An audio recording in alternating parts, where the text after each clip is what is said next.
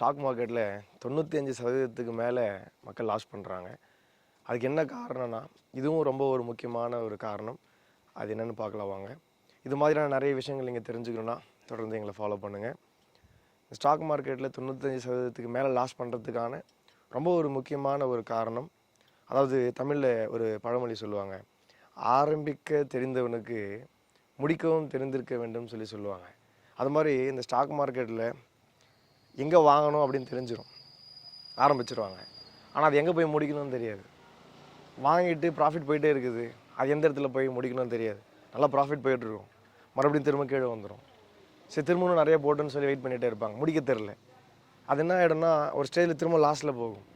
ஏற்கனவே இவங்க அந்த ஸ்டாப் லாஸ்ன்னு போட்டு வச்சுருந்தாலும் அந்த லாஸையும் எடுத்து விட்டுருவாங்க. ஐயோ வந்து ப்ராஃபிட் போயிடுச்சு. அப்போது அவங்களுக்கு ஒரு எமோஷன் ட்ரிகர் ஆகிறதுக்கான ஒரு காரணம் எதுனா, ஆரம்பிக்க தெரிஞ்ச அவங்களுக்கு எங்கே முடிக்கணும்னு தெரில. ப்ராப்பரான என்ட்ரி எங்கே வேணால் எடுத்துக்கலாம், எங்கே வேணால் ஆரம்பிச்சுக்கலாம், ஆனால் முடிக்கிறது எங்கேன்னு தெரியாதனால மிக முக்கியமான ஒரு காரணம் இந்த 95% மேலே லாஸ் பண்ணவங்களுடைய ஒரு மனநிலை என்னென்னா, எங்கே முடிக்கிறதுன்னு தெரியல.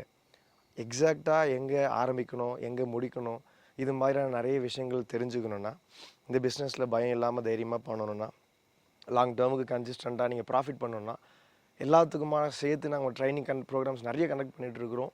நிறைய பேட்சஸ்லாம் போயிட்டுருக்கு. நீங்கள் தைரியமாக அதை நீங்கள் பண்ணணுன்னா எங்களை ஃபாலோ பண்ணுங்கள். ஸ்க்ரீனில் இருக்கிற நம்பரை நீங்கள் காண்டாக்ட் பண்ணுங்கள். தேங்க்யூ.